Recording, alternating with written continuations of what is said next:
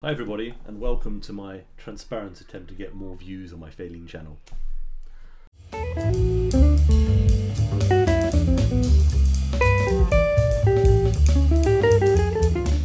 Okay, so obviously, I'm stirring up a little bit of controversy here.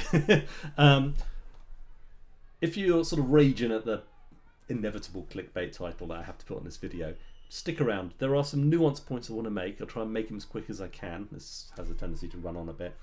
For those who are long-term viewers of my channel, a lot of the points I'm making here are points that I made in other videos. I just wanted to compile them all together and, just to sort of give some things that I think, probably the best way of framing it, things that you need to be conscious of about chord scale theory, okay? What is chord scale theory, first of all? Well, if you spent any time studying like jazz or jazz guitar or anything like that, you've probably come across it. It's this idea that if you've got a given chord, for instance, G7, you play an associated scale, in improvisation, for instance, like G Mixolydian. Okay, this is, extensible to all sorts of chords, more complex chords, for instance, G7 sharp 11 takes the Lydian dominant scale called the Lydian dominant, which is like the last one, but the raised 4th or 11th degree. We'll talk about the nomenclature later. And then, you can go through all of the commonly occurring jazz chords and, relate them to scales. This is the basic idea of chord scale theory. It is not, let me be clear, of itself a bad thing, okay? First of all, it's a fact of life. Most people have studied chord scale theories to some degree or other. I have.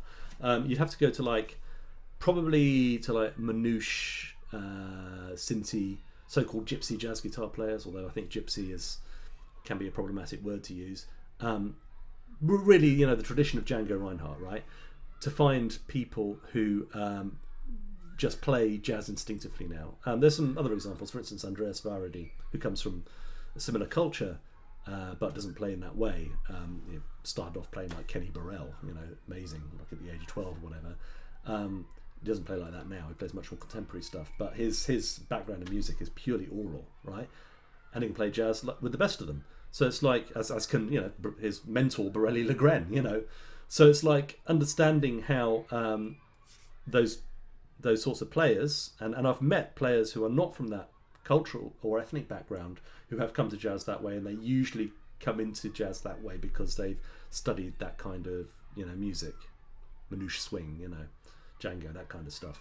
So it's definitely possible to learn jazz without music theory. A lot of the older people did it, a lot of the older players. Jazz theory is now so ubiquitous that it can be difficult, I think, for people to imagine that was ever possible. But it exists. I've seen it with my own eyes. Okay? You don't need to be a theory nerd to play jazz. You just need to listen to the music and copy what you hear, learn songs, and learn to apply licks and lines that you learn over chords. And it doesn't matter how much theory you know, that's the way you do it, right?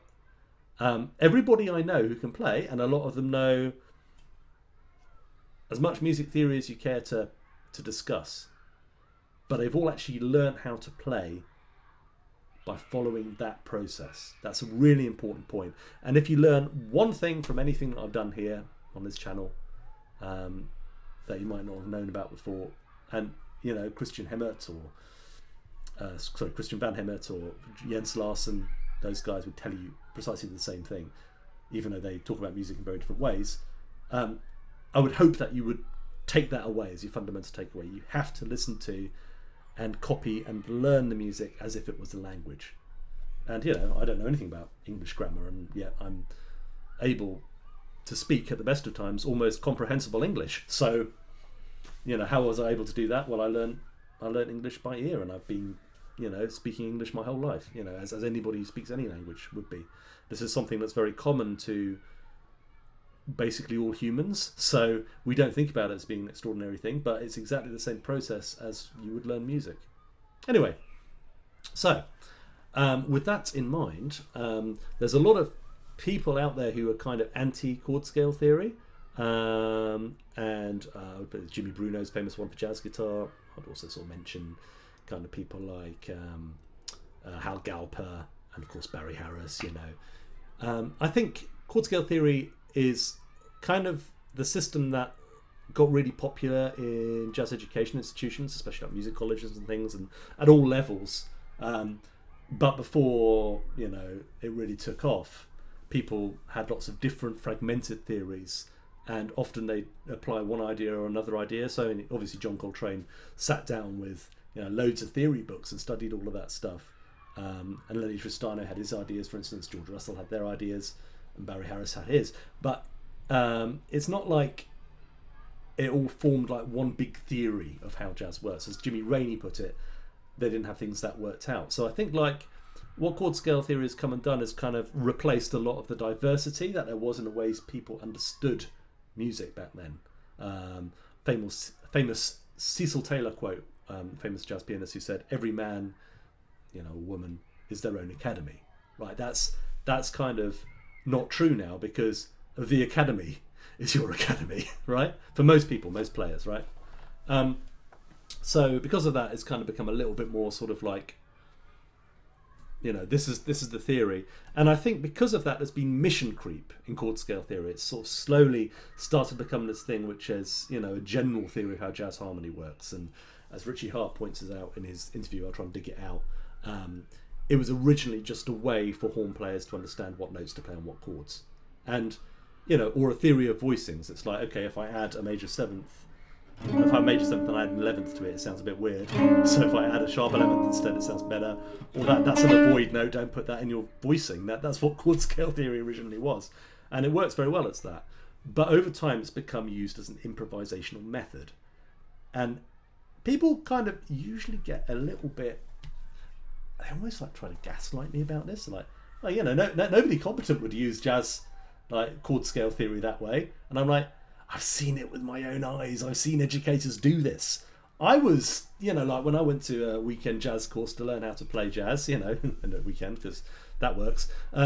Obviously, you can't teach students to play jazz over a weekend. So what you do is you go like, okay, what are we going to play? Oh, Little Sunflower. Okay, it's 3 scales. You can get, you know, they can play the scale up and down and it will sound nice enough.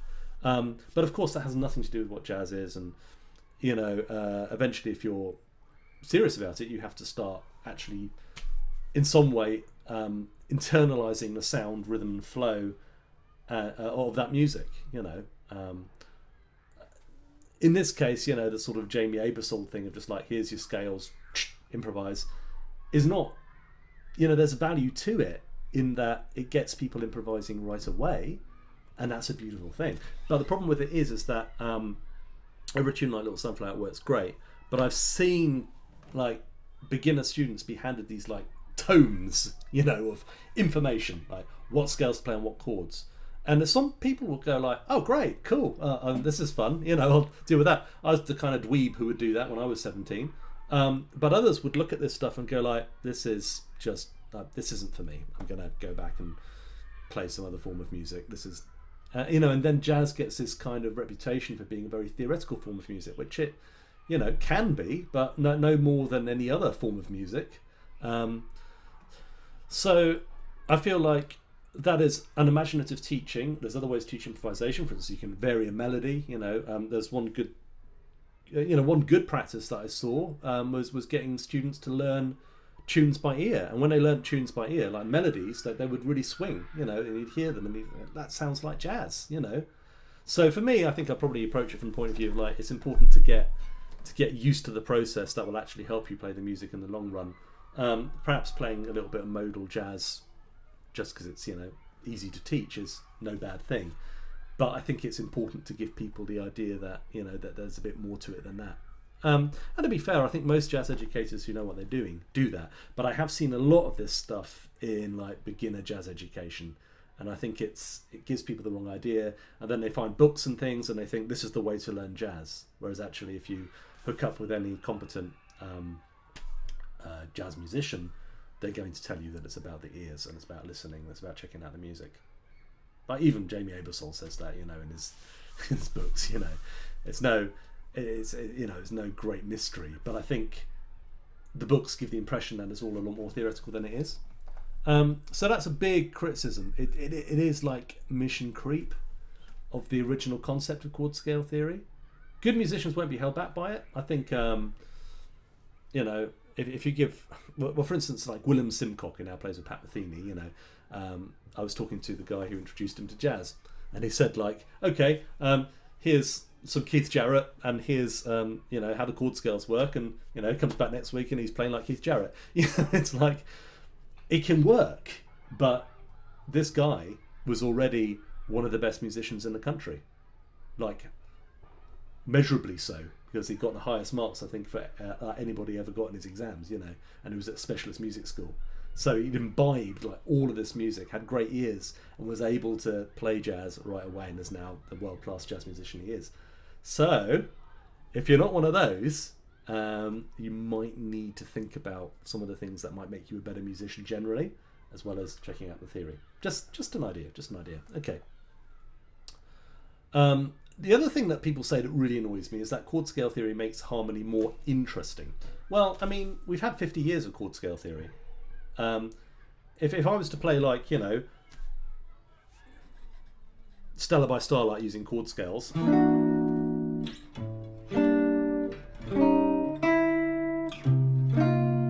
you know, this is not particularly out there. It's very standard sounds. You know, you'll hear this on a million jazz records, and just, you know, taking the chord scales and choosing chords from them. You know, it's a nice sound, but it's not particularly new. So it seems to me that if you have more of a diversity of how you understand music and kind of theories and harmonic ideas you might use, then that might be able to give you perhaps more of an original or interesting sound. You know, gravitate to certain things. Like, I don't think there's any chord scale theory that explains, like, Duke Ellington or Monk, really. They're kind of doing their own thing. So if you can get a little bit of that and incorporate it into your playing, it's going to give your playing a different flavour.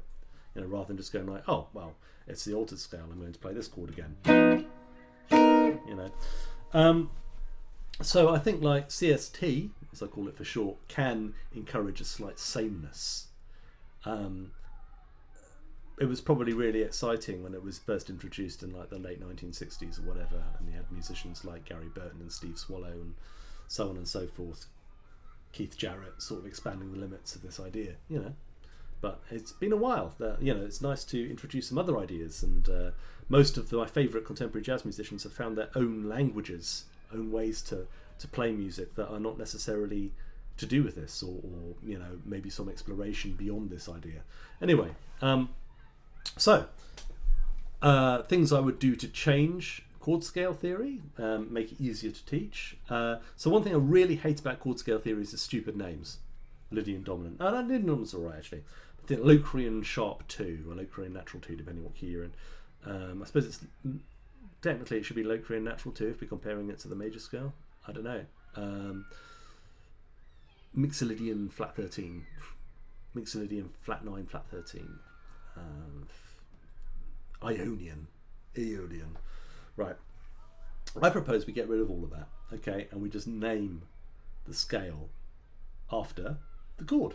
So Dorian is D minor 13. And actually, if you play D minor 13, it sounds better anyway.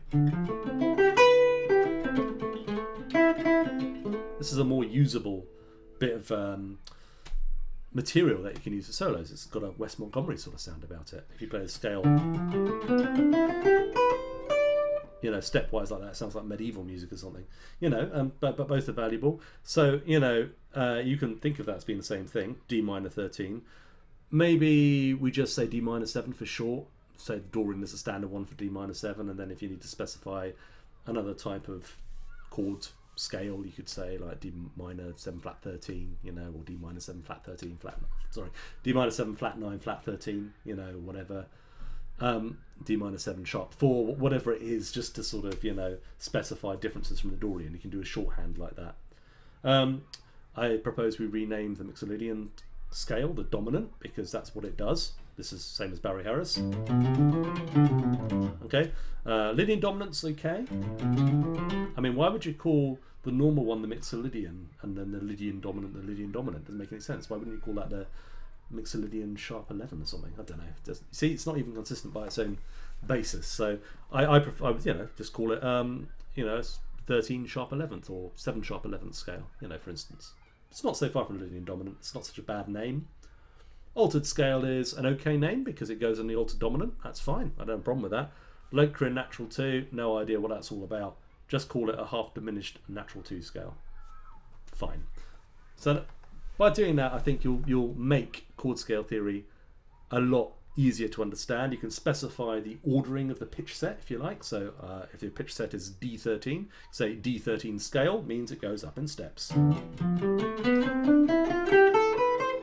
Okay, that's easy to understand. If I say a D13 chord, then it would be a tertial ordering in thirds unless otherwise specified, such as a quartal ordering, you know, for instance, or a quintal or whatever.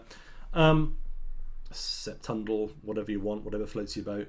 And it's easy to specify both the pitch set and also how you're using them.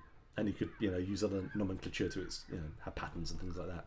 And this would make a lot more sense. I hope you agree. It doesn't matter because nobody's going to change the system, but you know, I think it would simplify a lot of the sort of meaningless learning that students have to do. Minor scale, play the minor. Sorry, minor chord, play the minor scale. Minor scale would be melodic minor. Major scale, play the major scale, Ionian. Dominant, play the dominant. Dominant sharp 11th, play dominant sharp 11th. You know, it's almost not music theory because you're not having to learn any new information. Learning the name of the scale is just completely worthless. It adds nothing. Okay, so that's what I changed. Compound intervals are stupid. So I hate the fact that, you know, you're playing a Dorian mode or something and it's like root ninth. What? 1, 2, 3, 4, 5, 6, 7. That comes from Barry Harris, right? He doesn't like ninths or 11ths either, and I think it's probably right, you know, especially as, you know, today with modern harmony as well, people put, you know, they might put the ninth in the middle of the chord, you know. What was it? I think Lage Lund had a voicing for a minor ninth chord. It was like this. Okay, you know, with the third on top, you know, you got the. It's not a ninth anymore, is it? Lage, it's a second. The seventh flat 3, you know. Silliness. Absolutely absurd. The nomenclature is messed up. Okay, cool. Here's a good word, hegemony. Okay, so there's a sort of cultural hegemony of chord scale theory, which is like everybody has to think on these terms. So whenever they see a solo, they have to analyse it from the point of view of like, oh, it's a sharp 9 on this chord, you know, and so on and so forth. I think the chord scale stuff gets prioritised, perhaps at the expense of other models of learning to improvise, which might be equally valid. I mean, obviously there's Barry Harris system, which is great, teaching how to go from scales to language, which could easily be used in combination with chord scale theory. I don't, despite Barry's like deep-seated antipathy to like chord scale theory and all things Berkeley, actually the two systems are pretty compatible, and you can kind of put one into the other, as people like Mark Levine have done to some extent, or Andy Vincent. I have quibbles with how they've done it, but they, you know, they understand that stuff and they use it. The other thing is that I would say, like, there's melodic variation, which I talked about earlier, which is, you know, something that Peter Bernstein talks about, or Lee Konitz used to talk about, and all these things are kind of, you know, great ways to learn to improvise. You don't have to just like, you know, go from the chords of the tune, and in fact, actually, the more gooder I get at playing jazz, the less interested in that I am. And I think there's an importance there of yes and. So you can say, well, over the D minor 7 chord, you can play the D Dorian. You can say yes and. You could also do all this other stuff. You know, you could just ignore it. You could just play in C major if you wanted. So, yeah, strengths of the system are, you know, that it can be testable. You can put it on an exam board and go, you know, okay, here is a D13 sharp 11th flat 9 chord. What do you play on that? Okay, it's the half whole scale. Fine, full marks, you know. So it's easy to see why it's become so successful within music education, but there's more to music than that, obviously. I mean, everybody knows it, so you should probably learn it, right? Okay, one thing I don't like, 7th chords as a basis, right? So this is problematic for a number of reasons. First of all, for instance, if the C major 7 is the basic Ionian or Lydian chord, the problem with that is that it doesn't sound good for all melody notes that sound good on a C major chord. For instance, like any arranging book would tell you that putting a C on that is kind of problematic. Yeah, it jangles, you know. Jonathan Kreisberg likes that sound, for instance, but he also said that he knows that it's kind of wrong, but he does it anyway, which is not the same thing as just doing it because you don't know any better, right? You know, the basic major sound is really, you know, jazz. If you're going to use a 4-note chord, it's going to be the C6, not C major 7th. That works for everything, and if you add the 7th in, of course you can play a C major 7th, you know. C major 7th also works for the 5th and 3rd, but, you know, a C sharp major 7th is a better choice for C than that. Unless you want that inherent dissonance, that rub, which, you know, again, some people like. So it's things like that which you need to bear in mind. It's like being a musician. It's like being attentive to the details, right? You could just use a C triad. I like triads. Triads are very useful. You can build triads up into more complex structures by, you know, adding them to the 3rds, 5ths and 7ths of chords. It's an easy thing to do. Barry Harris does that. A friend of the channel, Jordan Clements, does that, and he was influenced by Stephen Harris. I mean, I like people whose surnames are Harris, what can I say? But triads are often overlooked, and of course if you're doing any sort of old school jazz like gypsy jazz or, you know, Dixieland or anything like that, sorry, jazz manouche or Dixieland, then, you know, getting to grips with triads is kind of really important, you know. It's part of the sound of the music. So I think just learning 7th chords as your basic chord kind of de-skills you a little bit. I often have students have real trouble just playing the basic triads. Another problem with 7th chords is that actually if you listen to things like Charlie Parker, like the first chord of an F blues, like if you're doing it the chord scale or the modern way, you have to decide whether it's an F major 7th or an F7th. The thing is, and a lot of times like Parker will just chop and change between like putting an E or an E flat on that chord, you know, or a D. So the basic sound is probably easiest to play is just like F6, you know, because like depending on the tune, you know, like, yeah, it's a flat 7 in Billy's Bounce, or it's a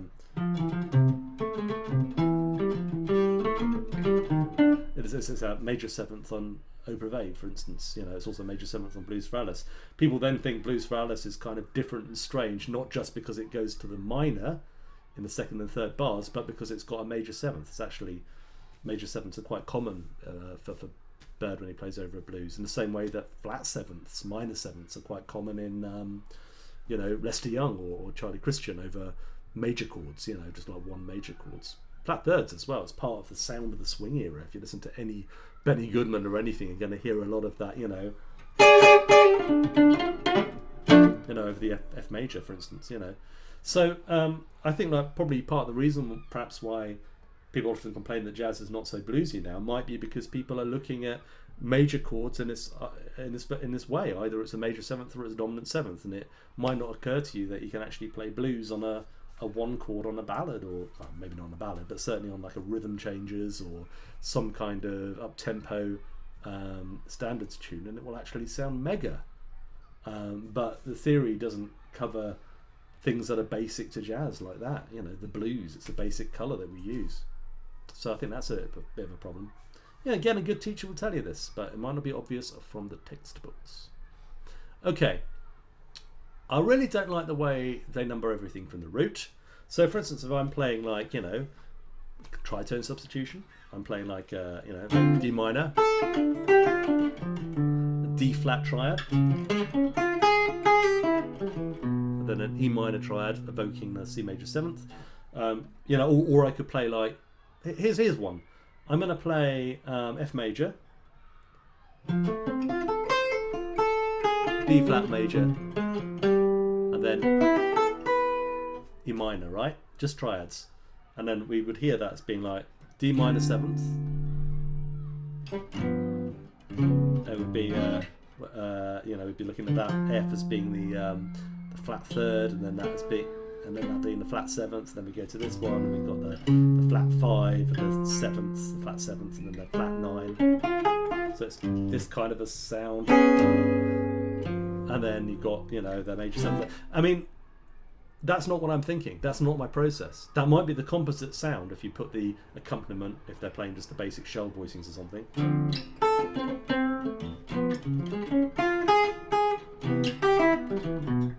but there's not what I'm thinking in terms of like what notes am I playing. I'm thinking of chord substitutions, which is kind of the old-fashioned way to do it, right?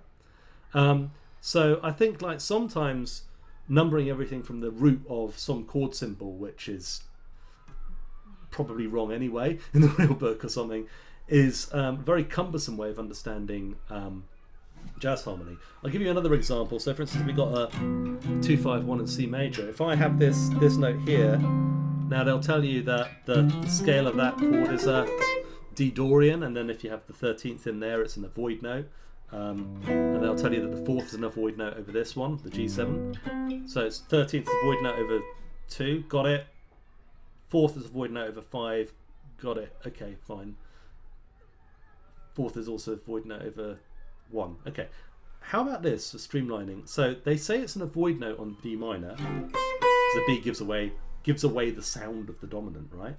And over G7, this is an avoid note, even though I think it sounds ace. It's an avoid note because it kind of crowds out the thirds and stuff like that. Well, really you're just dealing with these two notes. So if I play a line that's based on, you know, D minor, add that note in, which is the flat 7 of that particular chord root, but in terms of the key, it's just the 1. Go to 7th. Then, you know, if I play the avoid note, which is at the 4th, then I get the sound of the, you know, the cadence. But I'm just thinking of those two notes, and maybe that one. And this is the root in the 7th, and this is the 4th and the 3rd. So, is this a particular galant schemata? Is that the Maya? Mozart used it a lot. Anyway, it's the basis of like tonal music. I add a flat 6 to that. You get the sound of like that kind of thing. And that's just me thinking about the key. It allows me to understand the harmony a lot simpler in terms of melody. So I know I've got flat 6, going to 5, I've got going down to the 7th and back, and then this one. So if I go, you know, I could keep the 7th like that because it's jazz, you know. But I mean, it's like much easier for me to think about these being in reference to the tonal centre rather than thinking about each separate chord. If I'm playing something much more coloristic, then it makes sense to think about each chord in isolation, which is what chord scale theory does. But if I'm thinking about the way the chords are functioning in a progression, then it allows me to simplify things down a lot. For instance, that flat 6 might be the flat 9 of a G7 chord, it might be the 3rd of an F minor, major 7th or 6th, or it might be the flat 5 of a D minor 7 flat 5 chord, it might be the root of a flat major sharp 5, you know, or you know, the 7th of a B flat 7 sharp 11. There's loads of possible roles that single note could have in reference to some theoretical base. But if I just think about the key, then it's actually really simple. It's just, oh, it, you know, belongs obviously to the major 6th diminished scale of Barry Harris, but I mean, or the harmonic major or whatever you want to call it. But it's kind of, it's a bit simpler that way, I think. So that's something which I've talked about on my channel before, but that's just how I map that stuff. It allows me to, you know, my background is in physical sciences, so I like to unify things. It allows me to unify a bunch of diverse phenomena that I notice in music, which is chords with flat 6s in, that often resolve to, you know, 5, or maybe they resolve to 1, you know, they have a certain melodic tendency. The flat 6 goes down to 5. There you go. So I prefer that way of looking at things. Enharmony. Enharmony is a mess. Particularly the alto scale bothers me, right? So the alto scale doesn't make any sense. You can't construct it as a scale of thirds. You know, you can't call it, you know, you can't construct a sort of 13th chord out of the alto scale unless you view it as a minor 7 flat 5 type scale, in which case you get this. Pretty weird, huh? But of course everybody uses the alto scale as a chord on a dominant, right? Well, that sounds quite good actually, quite like that. But in any case, the way that the scale is normally numbered is root, it's third, it's flat 5, flat 7, right? So then you get these other notes which don't really form a tertial structure, like they're not in thirds. You get a flat 9, you get a sharp 9, and then a flat 13. So it's a bit annoying like that, and it just doesn't really make a whole lot of sense. And the thing where I think this is really problematic is the sharp 9. So you often see sharp 9s as chord progressions, and the function of the sharp 9 is it's not to sort of be some big deal. It's actually just a blues note. It's really just playing minor against major. So for instance, in all, all blues, it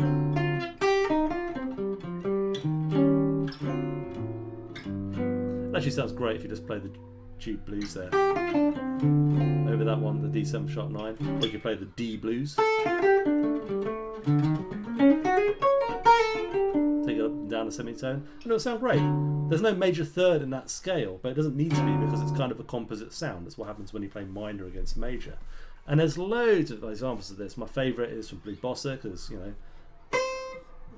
that's it. So ya ba da da do do do da da ya.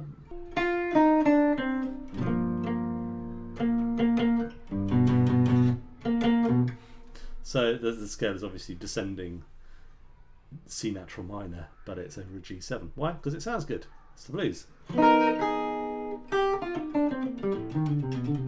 So every time you see that sharp 9 chord doesn't mean you have to play the altered scale. Very important. Oh, another thing, always matching the scale exactly to the chord. So people get really worried about stuff like this. If I play like D minor 7 scale, which is of course Dorian, and I play like D flat Mixolydian stroke dominant, C major. So that's a tritone substitution. I'm just using a very basic scale there. People get really worried about that F sharp.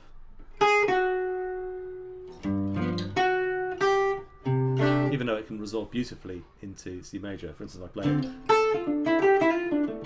take a triad off the 7th of the D flat chord. So what's that? So it's this one, isn't it? So you get there's a video. So yeah, that's somebody said that was a Bill Evans substitute. It just comes from there, right? Beautiful, beautiful, beautiful chord progression. Don't get freaked out by that F sharp. You know, it will sound fine. Somebody else goes like that, and you go. I don't see. I don't hear a problem. What problem? But people will theoretically go like, oh, it can't be an F sharp on a G7 chord, but it can be if you want. Anything works as long as it resolves. Okay. Again, like the minor over dominant thing is not covered because they always want to fit the scale to the chord. So we miss out on beautiful sounds like 4 melodic minor on on 5. So for instance, F melodic minor on G7.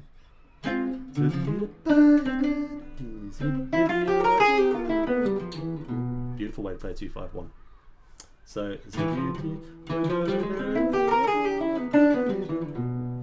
should use that one more often. It's beautiful, right? You hear Charlie Christian do it, you hear Parker do it, you hear everybody do it, right? It was in Warren Marsh's teaching, for instance. He called it dominant 2. And the reason, you can just always use a minor or a sus chord on a dominant and it will sound great. Let's use G minor 7. So you go D minor, and then I like E flat major for this one.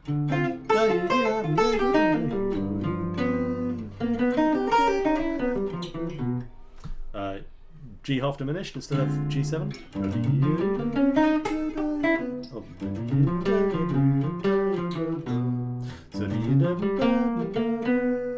It's nice the way it resolves up to the 7th in C major. It's a better way of playing into the major 7th, I think, than just playing a G7, because that's not a resolution, that's just an oblique movement thing. If I go, that sounds much hipper to me. So things like that, you're missing out if you're just viewing every scale as having to fit the chord. The idea fundamentally that you have to play every chord. Like Mark Levine will call you lazy if you don't play the 6th, 7th, sharp 11th. Oh, we've got to play an alter scale there.